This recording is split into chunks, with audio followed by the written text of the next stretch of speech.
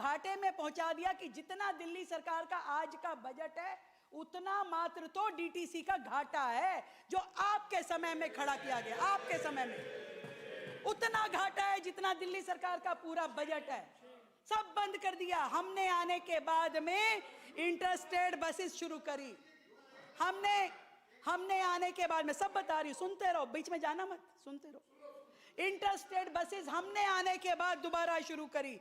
University की you special बस हमने आने के बाद दोबारा शुरू करी। जितना भी रूट को दोबारा से रैशनलाइज करने का काम हमने आकर के दोबारा से शुरू किया। और यहां तक कि डिम्स, जिसको आपने डीटीसी का इतना बड़ा हिस्सा बेच दिया था, हमने आने के बाद डिम्स से अपना शेयर वापस लेने के लिए फिर से कवायद शुरू की है और हमने उनसे पूरा बस का रूट ले लिया है। अब सारी बसें दिल्ली सरकार स्वयं चला रही है और इसके आगे भी दिल्ली सरकार ही अपने डीटीसी को पूरे के पूरे नुकसान से बाहर लेकर के आने का काम करेगी। डीटीसी फिर से अपनी जिंदगी जिएगा। हमारे कर्मचारी फिर से अपनी डीटीसी में काम करेंगे और हर एक व्यक्ति को उसके अधिकार मिलेंगे। महिलाओं को फ्री बस कहते कहते न जाने कितने करोड़ों रुपए का करप्शन आप लोगों ने किया, पर अब नहीं होगा। हमने दिल्ली की महिलाओं को फ्री बस का सफर तो जरूर देंगे, पर साथ में एक पिंक कार्ड दे रहे हैं। उस पिंक कार्ड के माध्यम से जितनी बहनें बसों में जाएगी उतनी ही टिकटें उसके अगेंस्ट पेमेंट होगी। आपके जैसे नहीं, हाँ कुछ किया, कुछ कितनी पेमेंट हो गई मालूम ही नहीं है। इसीलिए तो घाटे में गई डीटीसी, क्योंकि कोई अकाउंटेबिलिटी नहीं थी। क्या मांगा जा रहा है, क्या दिया जा रहा है, परंतु हर एक चीज को पारदर्शिता से करने के लिए दिल्ली सरकार ने महिलाओं को, दिल्ली की बहनों को पिंक कार्ड देने का निर्णय लिया है। और आने वाले समय में हम दिल्ली में टिकट लेने की आवश्यकता नहीं होगी, डिजिटल पेमेंट होगी। ऐसा पूरा सिस्टम दिल्ली की बसों में कर देंगे ताकि लीकेजेस का कोई भी रास्ता ना रहे। जो आप सोचते थे, जो करते थे, वो रास्ते अब बंद हो जाएंगे। मैं जरूर बताना चाहूँगी, फाइनेंस मिनिस्टर हूँ, 2 काम मैंने जो किए दिल्ली के लिए, जो कि मुझे लगता है दिल्ली के लिए बहुत बेहतर काम हो पाए। एक जिसका जिक्र अशोक देवराहा जी ने अपनी बात में किया, पहली बार दिल्ली का अपना पब्लिक अकाउंट बनाया गया है केंद्र के साथ सेपरेट करके, और उसको, ताली कम है, इतिहास में कभी नहीं हुआ। सुनिए, रिजर्व बैंक ऑफ इंडिया को हमने अपना MOU साइन करके ऑफिशियल बैंकिंग एजेंट बनाया है। वो हमारा ऑफिशियल बैंकर होगा, फाइनेंशियल एजेंट होगा, और वो हमारे लिए बाजार से लो इंटरेस्ट का लोन, जो कि हम कैपिटल एक्सपेंडिचर में खर्च कर पाएंगे, दिल्ली को बेहतरीन सुविधाएं दे पाएंगे। अब दिल्ली में कोई भी काम बजट की कमी के कारण अटकेगा नहीं, लटकेगा नहीं और भटकेगा नहीं। और जो हमारे अकाउंट्स में सरप्लस पैसा होगा उसका भी पूरा मैनेजमेंट खुद RBI करेगा, जिसको अपने आप ऑटोमेटिकली इन्वेस्ट कर दिया जाएगा, और जो उस पे ब्याज मिलेगा, जो इनकम सरकार की होगी, वो भी दिल्ली की जनता के काम आएगी। और इसी दिशा में अभी हमारे अकाउंट में 15,000 करोड़ इस पब्लिक अकाउंट में आ चुके हैं, जो दिल्ली सरकार का अपना अकाउंट है, इंडिविजुअल अकाउंट है। 15,000 करोड़ हमें इस अकाउंट में मिल चुके हैं, जो कि हम अपने राज्य के लिए कैपिटल एक्सपेंडिचर में खर्च कर पाएंगे। आपके समय में नहीं हो पाया, दिक्कत थी आप लोगों को केंद्र सरकार से बातचीत करने में, मिल के चलने में। आपको तो LG से झगड़ना था, आपको तो केंद्र से झगड़ना था, आपको तो सारी संस्थाओं से झगड़ना था, इसलिए आप कैसे कर पाते। एक और चीज बताऊं, GST में पहली बार सालों बाद दिल्ली के व्यापारियों को अपना GST रिफंड जो है विद इन टाइम फ्रेम मिला, with in time frame. 915 crore रुपए, 915 करोड़ रुपए हमने दिल्ली के व्यापारियों को दिवाली से पहले पहले जीएसटी रिफंड दिया, ताकि अलग से बोल लेना भाई, तुम्हारा समय पूरा हो गया, तुम्हारा समय पूरा हो गया, समझो भैया, अब समय तुम्हारा नहीं है, समय पूरा हो गया, समझो। मैं तो इतनी बात कहना चाहती हूं कि जिंदगी की असली उड़ान अभी बाकी है, जिंदगी के कई इम्तिहान अभी बाकी हैं, अभी तो नापी है मुट्ठी भर जमीन हमने, अभी तो सारा आसमान बाकी है।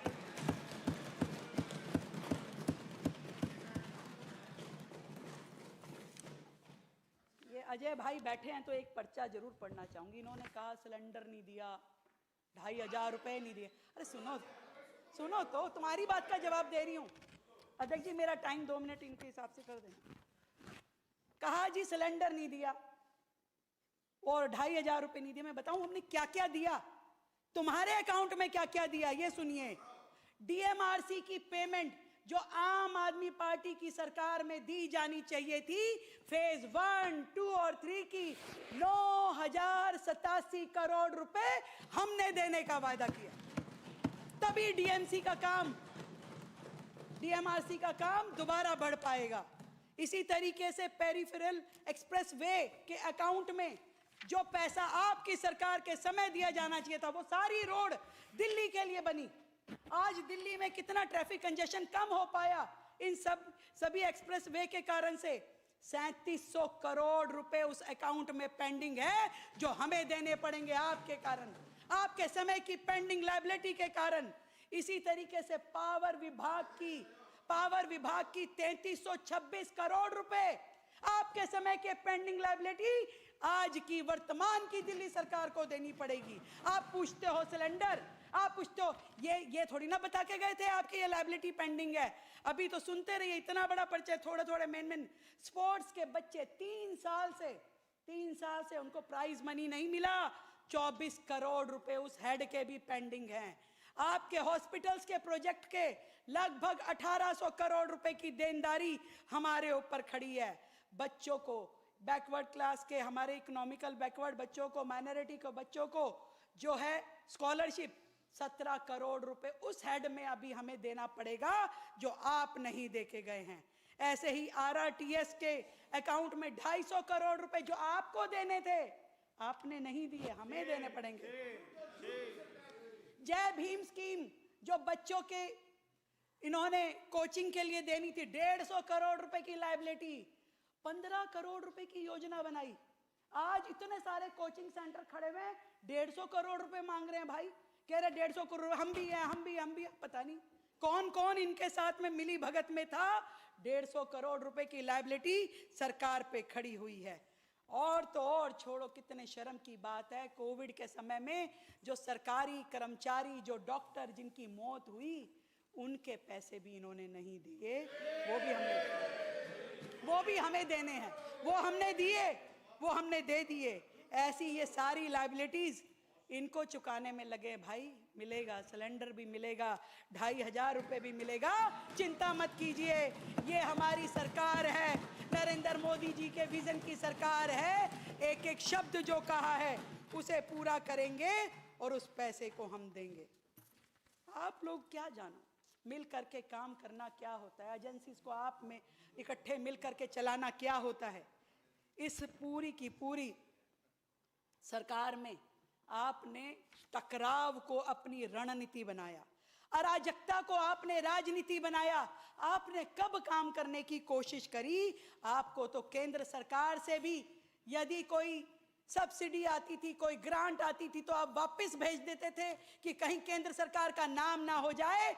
मैं आपसे पूछना चाहती हूँ, आपके उन नेता से पूछना चाहती हूँ कि ये कोई आपके बेटे की शादी में आया लिफाफा नहीं था कि 1 रुपया रखा और बाकी वापस दे दिया। ये दिल्ली सरकार का पैसा था, ये दिल्ली की जनता के हक का पैसा था, जिसको आपने लौटा दिया और दिल्ली का विकास कार्य रुक गए। शर्म आनी चाहिए आपको। दिल्ली के हक का पैसा आपने दिल्ली में पहुंचने नहीं दिया, जिसको आज हम अलग अलग मदों में दिल्ली के लिए लेके आ रहे हैं। आज हम कभी डीडीए के साथ बैठ के master plan, circle rate revision करते हैं, लैंड मैनेजमेंट पब्लिक यूटिलिटी के लिए करते हैं, तो कभी हम एमसीडी को उसकी जरूरतों के लिए ग्रांट देते हैं, एक्स्ट्रा ग्रांट। अभी भी 500 करोड़ हमने दिया। हमने उनको 70 एमआरएस मशीन और 1000 लीटर पिकर मशीनों को लेने के लिए 2300 करोड़ रुपए की सब्सिडी दी। आप सोचिए कि हम लोग दिल्ली के भले के लिए हर संभव प्रयास, हर संभव काम करने की दिशा में चल रहे हैं। मैं लगातार जो हमारे एलजी महोदय ने दिल्ली के लिए मेहनत करी, दिल्ली के हर विषय पे काम किया, दिल्ली को बचा के रखने के लिए जितनी भी शिद्दत से उन्होंने दिल्ली में समय लगाया, आज इस सदन के माध्यम से उनका भी धन्यवाद करती हूँ। उनकी मेहनत को हम सलाम करते हैं। मैं सेंट्रल गवर्नमेंट द्वारा जितनी भी दिल्ली राज्य को स्कीम दी गई हैं, जितनी ग्रांट दी गई है, उसके लिए भी धन्यवाद करती हूँ, क्योंकि आज हजारों करोड़ रुपया उस मद में हमें मिला है और हम दिल्ली के बेहतरी के लिए काम कर पा रहे हैं। मैं उन सभी एजेंसीज का, उन सभी विभागों का भी धन्यवाद करती हूँ जिसने दिल्ली सरकार के साथ में लगातार कंधे से कंधा मिला के काम किया और दिल्ली को बेहतर बनाने की दिशा में एक एक कदम रोजाना आगे बढ़ा। मैं अध्यक्ष जी कहना चाहती हूँ, मैं, मेरे मंत्री, मेरे विधायक, हम सब लोग लगातार दिल्ली की सड़कों पे काम करते हुए दिखाई दे जाएंगे। लगातार दिल्ली की जनता की सेवा में हमें आप कार्यरत देख लेंगे, क्योंकि हमारी सरकार अकाउंटेबिलिटी की सरकार है। परंतु मुझे थोड़ी तकलीफ है, इन लोगों को 24/7 एक महिला मुख्यमंत्री काम करते हुए अच्छी नहीं लगती। उनको तकलीफ होती है, सहन नहीं होता। कभी वो सम्मान को ठेस पहुंचाने वाली कुछ बातें कहेंगे, फिर कभी घटिया कमेंट करेंगे, फिर बेबुनियाद इल्जाम लगाएंगे, फिर कभी शब्दों को पकड़ेंगे, कहेंगे AQI को AIQ बोल दिया। आज भी बोलेंगे कुछ, अभी मेरी पूरी स्पीच देखेंगे, उसमें से निकाल के लाएंगे। इनको अच्छा नहीं लगता। एक महिला वो राज्य चला रही है, दिल्ली जैसा, रोज इतने काम कर रही है। ये तकलीफ है मुझे इस बात की, जिस तरीके से इन लोगों का व्यवहार रहता है। मेरे भाषण में ब्रिटिश की जगह कांग्रेस निकल गया मेरे मुंह से, उसकी रीलें बनानी शुरू कर दी। भाई, शब्द निकल सकता है किसी के मुंह से भी, मेरे से, आपसे, कहीं से भी। आप उसी को, इससे पहले इस तरह की, इस घटिया स्तर की राजनीति कभी नहीं हुई। हमसे तो गलती में शब्द निकला, आप लोगों ने तो होशो हवास में दिल्ली की जनता को कितने ही मौकों पे गलत बयानी करी। वो लोग जो होशो हवास में बच्चों की कसम खा के कहते थे, पद नहीं लूंगा, सत्ता में नहीं आऊंगा, गाड़ी नहीं चाहिए, बंगला नहीं चाहिए, कांग्रेस के साथ में समझौता नहीं करेंगे, वो गलत बयानी उन्होंने होशो हवास में की। हमारे जैसे गलती से नहीं हुई, की आप लोगों ने। आपने रामलीला मैदान में अनशन पे बैठ के, अनशन से लेकर के शीश महल तक का सफर तय किया, गलती से नहीं किया, जानबूझ के षड्यंत्र के माध्यम से किया। और इसी तरीके से इस विधानसभा परिसर को फांसी घर कह दिया, गलती से नहीं कहा, जानबूझ के षड्यंत्र करते हुए आपने इस विधानसभा परिसर को फांसी घर कहा, जानबूझ के किया। और ऐसे ही इसी सदन में आपकी नेता के द्वारा गुरुओं का जो अपमान किया गया, गलती से नहीं किया, जानबूझ के किया गया है, जानबूझ के किया गया है। जो झुका नहीं किसी तख्त के आगे, जो झुका नहीं किसी तख्त के आगे, जो डरा नहीं किसी सत्ता से।